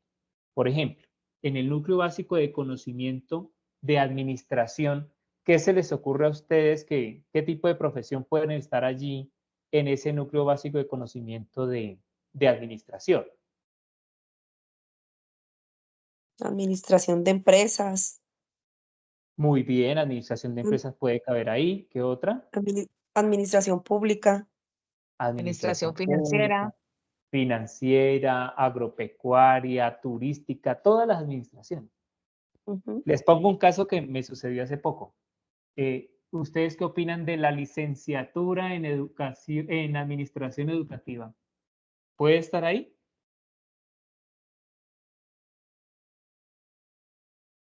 pues No, tocaría mirar. Mire que uno de Gerardo, entrada, una Esa pregunta. está señora, enfocada más como a educación, ¿no? sí, uno de entrada podría decir que por ser licenciatura pertenece al área de conocimiento de educación y por tanto es Sí. un área diferente. Pero se presenta mucho estos casos en los que surge la duda. ¿Quién nos resuelve la duda? Pues el Ministerio de Educación. Porque cuando se crea un programa académico, se registra ante el ministerio y se le asigna un núcleo básico de conocimiento. Entonces me pasó Toca hace un revisar las poco, materias sí, que se vieron no las en el materias, no transcurso señora, del estudio no o las cómo. materias. Es una página del Ministerio de Educación Nacional, ahí se busca es el programa que usted cursó. Por Ah, ejemplo, ok. para el caso de la licenciatura yo tendría que averiguarme qué licenciatura es y de qué universidad. Esta licenciatura en Administración Educativa es de la Universidad San Buenaventura. Entonces voy a algo los filtros, busco Universidad San Buenaventura, dentro de la página del ministerio, busco ese programa y ahí me aparece a qué núcleo básico de conocimiento pertenece. Para el ejemplo, esa licenciatura de esa universidad en Administración Educativa pertenece al NBC Administración. ¿Listo? A mí me pasó en un proceso aquí de encargos que quedé en segundo lugar y la vieja que estaba en primer lugar era la licenciada ¿en qué? En administración educativa.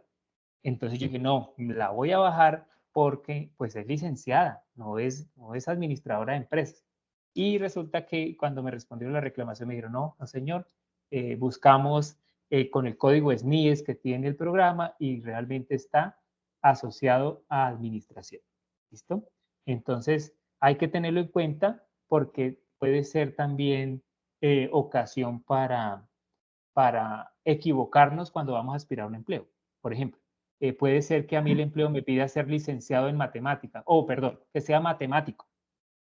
Y yo soy licenciado en matemáticas. Puedo creer que aspiro, pero tal vez no, seguramente no. porque la licenciatura en matemáticas pertenece al área de conocimiento de educación y el matemático pertenece al área de matemáticas y ciencias exactas, lo que se llama, y ciencias naturales. Entonces son áreas de conocimiento Gerardo, diferentes. ¿Listo? Señora. disculpa, ¿dónde es que podemos revisar a qué área pertenece? Discúlpame. Ok. Ahí Porque en a mí no, pantalla están viendo, se porque- llama, ustedes pueden colocar en Google consulta, SNIES, programas. O allí les estoy dando lo voy a copiar, mejor para no ponernos en volatar.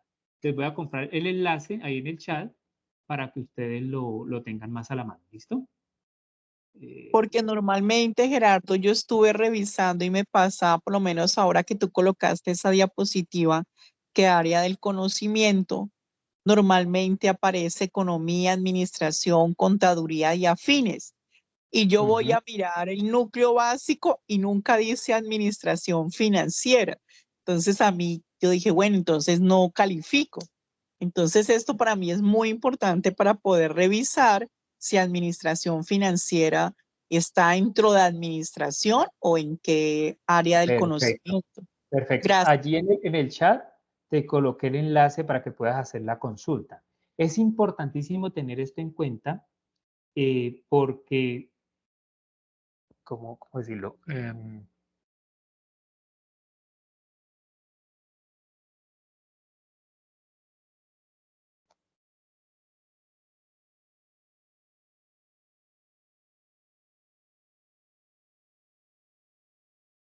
Hola, ¿me escuchas?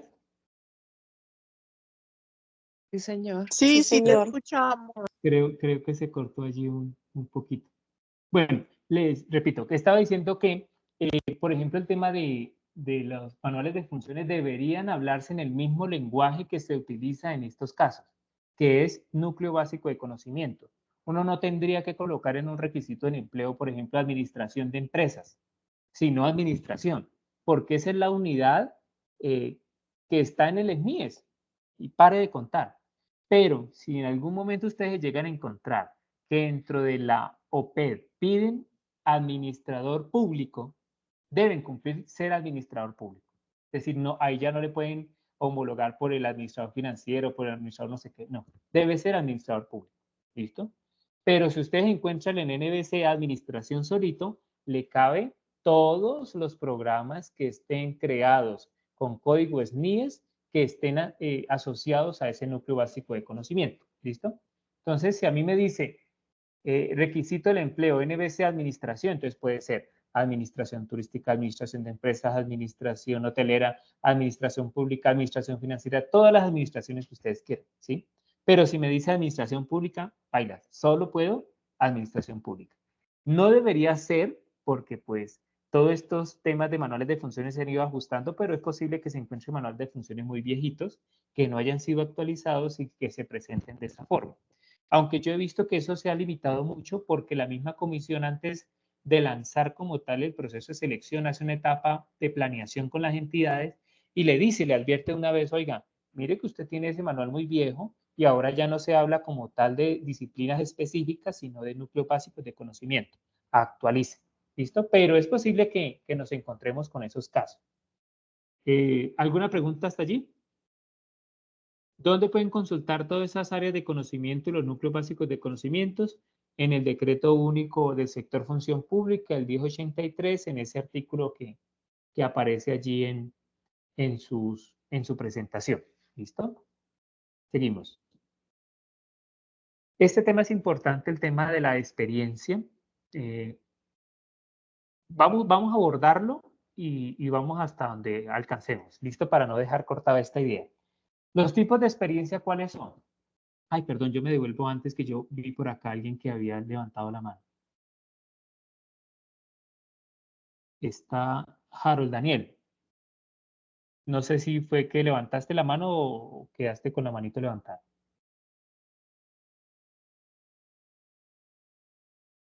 Bueno, yo creo que debe ser que quedó con la mano levantada. Tipo de experiencia. La experiencia laboral. ¿Cuál es? Aquella adquirida en el ejercicio de cualquier empleo o contrato. Y dentro de la laboral hay otras más pequeñitas, unos subconjuntos que está la laboral relacionada, la profesional relacionada y la docente. ¿Listo? Entonces, cuando nos piden experiencia laboral, nos sirven cualquiera de las otras experiencias. La laboral relacionada, la profesional relacionada o la docente. ¿Cuál es la experiencia laboral relacionada? Dice que es la que se adquiere en ejercicio de cualquier empleo o contrato que sea similar a las funciones del empleo que se está ofertando e incluye la profesional relacionada. ¿Listo? ¿Cuál es la profesional? Es la experiencia que se adquiere en ejercicio de un empleo o contrato que se haya ejecutado a partir de la terminación y aprobación de materias. Esto por regla general para todas las profesiones, salvo para aquellas que pertenecen al tema de la salud, porque para ello la experiencia profesional empieza a contabilizarse a partir de la tarjeta profesional.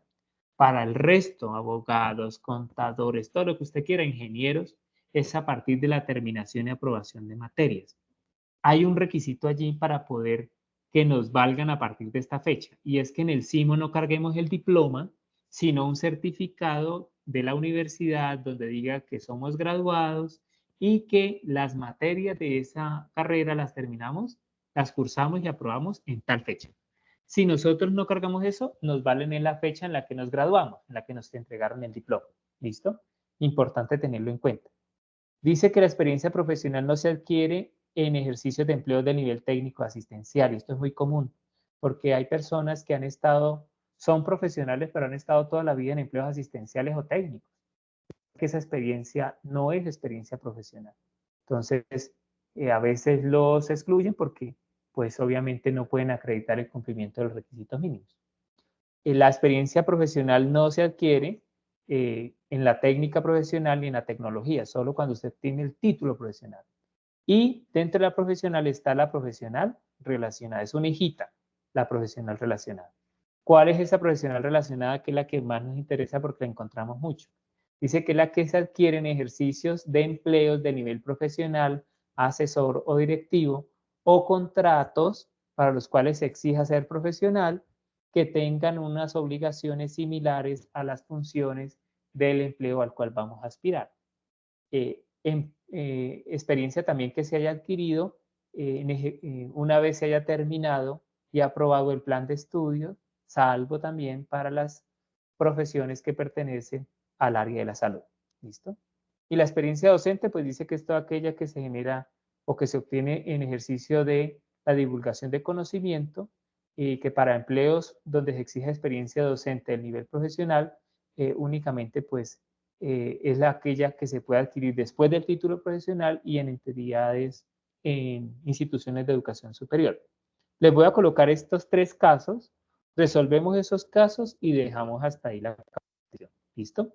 Entonces ustedes están viendo en pantalla 3 casos en los que vamos a tratar de aplicar lo que acabamos de ver.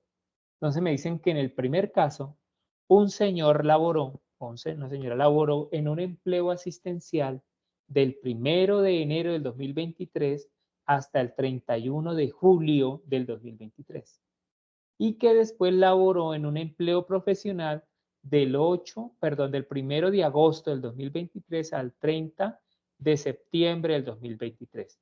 Sobre ese caso me están preguntando cuántos meses de experiencia laboral tiene la persona. ¿Listo? Ustedes van a dar un valor numérico. ¿Cuántos meses? Segundo caso, la persona laboró en un empleo de nivel asistencial del 1 de enero del 2023 al 31 de julio del 2023 y terminó y aprobó materias como contador el 30 de junio del 2023. Ahí la pregunta es, ¿cuántos meses de experiencia profesional tiene esa persona? Y el tercer caso, un poquito más complejo. Dice que la persona laboró en un empleo de nivel profesional del 1 de enero del 2023 al 31 de agosto del 2023, que ejecutó un contrato de prestación de servicios profesionales del 1 de junio del 2023 al 30 de septiembre del 2023 y que laboró en un empleo técnico del 1 de noviembre del 2023 al 31 de diciembre del 2023. Y la pregunta es, ¿cuántos meses de experiencia profesional tiene? ¿Listo? Entonces, empiecen allí en 2 minuticos a hacer los cálculos y ya empezamos ahí a preguntar a ver si logramos captar la idea del cálculo de esas experiencias. Mientras tanto, si hay preguntas, podemos ir también resolviendo. ¿Listo?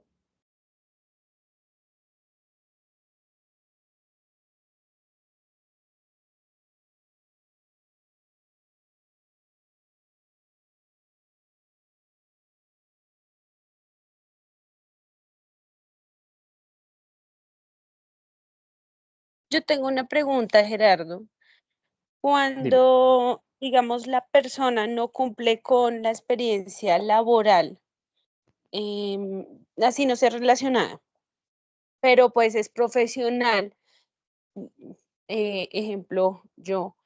¿Tú recomiendas, digamos, postularse a un cargo, no sé, administrativo o asistencial si no se cumple con una experiencia laboral pues, de un cargo universitario? Y no sé si siendo profesional un cargo administrativo asistencial, esos estudios suman puntos o bueno, no sé cómo sería ahí el proceso. Bueno, una persona que tiene título universitario puede presentarse a un empleo de nivel técnico asistencial, es decir, puede acreditar un nivel superior al mínimo requerido para el empleo. No te van a descalificar por eso. Pasa mucho que la persona tiene el título profesional, pero no tiene la experiencia laboral, ¿sí? Entonces opta por presentarse a un nivel asistencial. Eso vas a obtener preguntas dependiendo de la persona a quien le preguntes. En mi caso, a mí me fue mal presentándome a nivel asistencial siendo profesional, porque las preguntas eran muy específicas de temas de Office, mucho de hacer, ¿no? Cuando empecé a presentarme al profesional fue mucho de analizar. Entonces el enfoque es totalmente diferente. Tengo el caso, por ejemplo, de un estudiante que se presentó por primera vez a la DIAN y se presentó a un empleo de los que te mencioné hace un rato, que son aquellos que no requieren experiencia. Entonces, esos únicamente se tiene en cuenta que cumpla con el requisito mínimo y que le vaya bien la prueba y el primero que ocupe el primer lugar, perdón, la persona que ocupe el primer lugar, esa se queda con el empleo. Entonces, se presentó por primera vez un concurso en la DIAN, nivel profesional, no requería experiencia y se quedó con el empleo.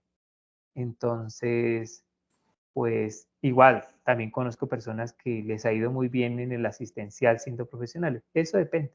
A mí la experiencia me ha dicho que es mejor, si uno es profesional, aspirar a un nivel profesional y más bien buscar un empleo de nivel profesional que no exija experiencia o que sus requisitos no sean tan fuertes, ¿no? Esa sería mi recomendación. Sí, a María Jesús se la colocó a la esquina. Harold, Daniel. Ah, bueno, y otra pregunta antes de pasar. Gerardo, quería hacer... Daniel. Dime, Harold. Quería preguntarte, es que duré 11 años trabajando en una empresa privada desde el 2012 hasta el 2022, pero yo me gradué en el 2015. Solamente tengo un certificado de esa experiencia laboral. Necesito que esa experiencia me la dividan cuando no era profesional y cuando después fui profesional. No, no es necesario. Quien hace la evaluación de la hoja de vida, quien la revisa, hace ese análisis y esa persona lo divide. Solo que yo recomendaría, por ejemplo, que allí en el... Ah, bueno, si no estabas, si cambiaste de empleo, ¿no? Que lo puedas dividir en el registro. Pero si no lo divides, no pasa nada. La persona que hace el cálculo, ella va a revisar cuándo fue que terminaste, aprobaste las materias y a partir de allí es que va a tomar la experiencia profesional. ¿Listo? Ese caso es bien interesante lo que acabas de plantear, Okay, porque eso depende muchísimo también de qué actividades venías desarrollando, ¿no? Es que quienes evalúan, yo me imagino cómo será, ¿no? Yo me imagino la universidad que se ganó el concurso haciendo la evaluación de todas esas hojas de vida. Yo me imagino que contratará a personas que no tienen mucha experiencia en el tema y le dice, mire, usted tiene que revisarme esto, esto y esto. Entonces ahí suele pasar que la gente que hace los análisis no llega a un nivel profundo de análisis, que pueden generar después problemas cuando ya salgan la lista de elegibles y la comisión de personal tenga intención de hundir la lista de elegibles. Un ejemplo muy puntual partiendo del ejemplo que acabas de dar. Tú puedes venir trabajando como auxiliar contable 22 años y bueno, 10 años. Y a partir de la segunda mitad de esos 10 años, es decir, del año 6 al año 10, seguiste ejerciendo el mismo empleo de auxiliar contable, pero ya como profesional. Ojo, porque la persona que hace la revisión inicial puede decir, ah, no, pues yo le contabilizo desde que se graduó hasta que salió del empleo como profesional y suerte. Es posible que alguien que haga un análisis más profundo diga no, porque la pregunta que uno tiene que resolver es, ¿ese empleo que él venía ejerciendo tenía como requisito ser profesional o no? Porque si era una persona, si era un empleo para el cual no se requiere la ciencia contable, pues yo no tengo por qué valerle eso como experiencia profesional, porque sería el mismo caso de quien toda la vida en el sector público, siendo contador, ha ejercido como auxiliar contable de nivel asistencial y pretende que le validan esa experiencia como experiencia profesional. Entonces, ojo, porque allí hay unos casos en los que sí hay que entrar con un mayor nivel de detalle. Con quienes ya han trabajado en el sector público, pues es más fácil, ¿cierto? De planta, porque si yo soy del nivel técnico asistencial y soy profesional, ya es claro que no me aplica. En los otros casos que yo he ejercido contratos de prestación de servicios y he trabajado en el sector privado, habría que entrar a hacer un mayor nivel de análisis porque depende de si para esos empleos o contratos realmente se exige la aplicación de la técnica propia de la profesión. ¿Listo? Y es posible que pase el filtro de quien opera el concurso, es decir, de la universidad que está haciendo la puntuación de la hoja de vida, pero es posible que después tenga problemas cuando ya se publique la lista de elegibles. ¿Listo? Yo iba a decirle otra cosa a Jamie. Ah, ya, Jamie, más adelante vamos a ver los criterios de puntuación. ¿Listo? Entonces, por ejemplo, si yo soy profesional, pero tengo experiencia laboral, muy seguramente puedo acreditar el cumplimiento de requisitos mínimos del empleo, pero me dan puntaje también por esa otra experiencia.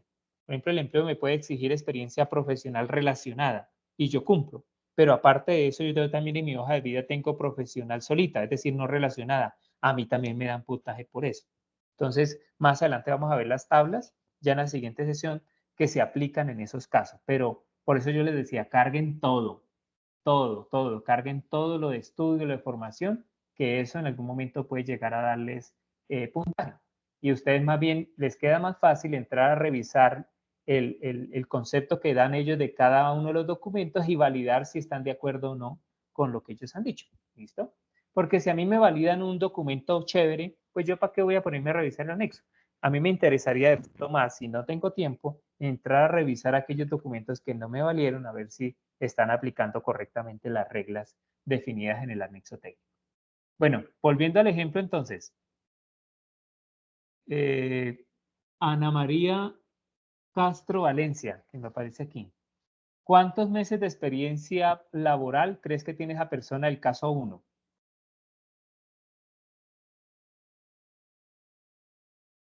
Tan tímidos. Bueno, Harold, que habló tanto en la reunión, y me agrada que hablen mucho, porque eso nos permite como resolver las dudas de las demás personas. En el primer caso, ¿cuántos meses de experiencia laboral tiene? 9 meses. Bueno, ¿quién da más? ¿Quién da Perdón, menos? 8 meses. Y Magdalicel. 8 meses. Por allá dicen que 8 meses.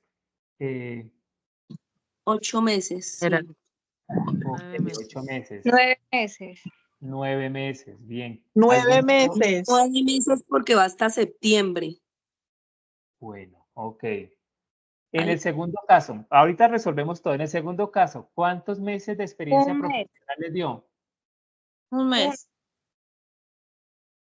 un mes y un día. Ok. Ok. ¿Quién más da, quién da más, quién da menos? Unos dicen que un mes, ¿cierto? Un mes. ¿Qué otra respuesta tenemos por ahí? ¿Todos dicen que un mes? ¿Alguien dice Cero. algo? Un mes. Alguien por allá dijo 0. Bien, ¿qué otra respuesta tenemos? Unos dicen Es que 1, no lo han, otros dicen 0. no lo han contratado como profesional, contador, sino está en el asistencial. Entonces no 0. tienen. Ajá. Bueno, por ahora estamos dando solo números. Denme números. Me han dado el 0, 1 0, y me han 0. dado el 0. Listo. 0 como 0. Cero. profesional. No Bueno, tiene experiencia como profesional. tercer caso. ¿Cuántos meses de experiencia profesional tiene la persona del tercer caso? En números. 9 meses. 9 meses dice por allá. ¿Qué otro número? 9 meses. 9 meses. ¿Alguien tiene una respuesta Agosto. diferente? ¿No? 8 10 meses. meses. ¿Cuánto? No sé si podía 8 tener meses. una OPS 8 cuando meses. tenía un empleo profesional. Ah, bueno, es que no me han hecho Exacto. ni la pregunta, sino que el comentario. De una vez lo resuelvo. Recuerden que uno como empleado público no puede tener contratos de prestación de servicio en el sector público, pero sí en el privado. Público. Entonces, aquí el ejemplo está hablando del privado. ¿Listo? Ah, ok. Bueno, ahora sí vamos entonces a Serían la 8 respuesta. meses, 9 meses. Miren la respuesta. En el primer caso, la persona tiene 9 meses de experiencia Sí. laboral, Ujú. porque va desde el 1 de enero del A 2023 septiembre. hasta el 30 de septiembre del 2023. En el segundo caso, no tiene experiencia profesional. ¿Por qué? A pesar de que terminó materias el 30 de junio del 2023, la persona laboró o ha venido laborando en el empleo de nivel asistencial. Y ya habíamos dejado claro Vamos que creciendo. el nivel asistencial y el nivel profesional no dan experiencia profesional. ¿Listo? Aunque esté siendo Ujú. ejercido por una persona que en su perfil, su hoja de vida sea profesional. Y en el tercer caso, la persona tiene 9 meses de experiencia profesional, que va desde el 1 de enero del 2023 hasta el 30 de septiembre del 2023. Ojo que allá hay como 1 o 2 mesecitos, ¿cierto? Que es del 1 de junio al 31 de agosto, que fue simultáneamente empleado y contratista, ¿cierto? Esos meses se contabilizan una sola vez.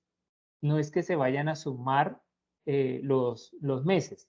Entonces, se cuenta como si tuvieran una sola vinculación. ¿Listo? Entonces, en ese caso, se tomaría desde el 1 de enero del 2023 hasta el 30 de junio, perdón, hasta el 30 de septiembre del 2023.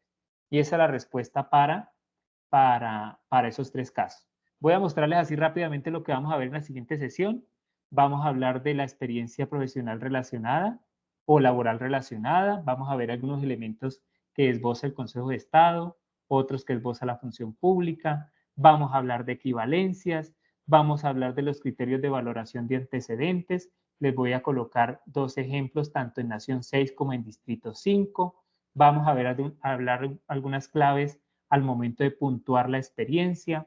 Vamos a ver cómo se aplican esas fórmulas de experiencia para asignar puntaje a la experiencia profesional relacionada, puntaje fórmulas para la experiencia profesional solita. Vamos a hacer un ejemplo. Vamos a ver, menos mal alcanzar de una vez la respuesta de ese ejemplo.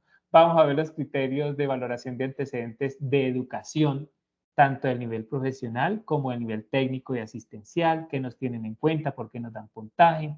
Vamos a ver algunos ejemplos de este tipo de educación para el trabajo y el desarrollo humano que a veces se confunde con la educación informal, incluso a veces lo roban porque los institutos ofrecen una cosa y resulta que no aplican. Vamos a hablar de eso. Todo esto hace parte de ese tema. Vamos a hablar de probabilidad, de cómo ver la cantidad de personas inscritas, ver la cantidad de vacantes que ofrece un empleo, ver qué tipo de empleos tienen pocos inscritos, dónde se consulta eso. Bueno, vamos a ver algunos temas transversales que deben ser estudiados y algunas recomendaciones de estudio. Vamos a ver dónde consultar el tema de conocimientos básicos. Vamos a hablar de conductas asociadas y eso es lo que nos espera para la siguiente sesión. ¿Listo? Entonces, bueno, nos alargamos bastante, pero les agradezco muchísimo que hayan separado este momento para encontrarnos.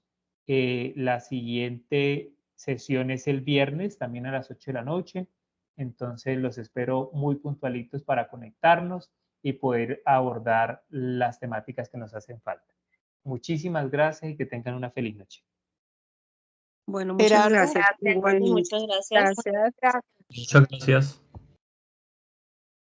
Muchas gracias. Gracias.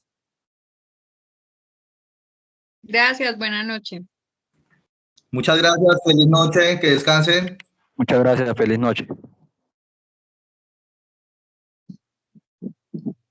Gerardo, ¿puedo hacerte una consulta? Sí, señora. Gerardo, ¿es posible que en la siguiente sesión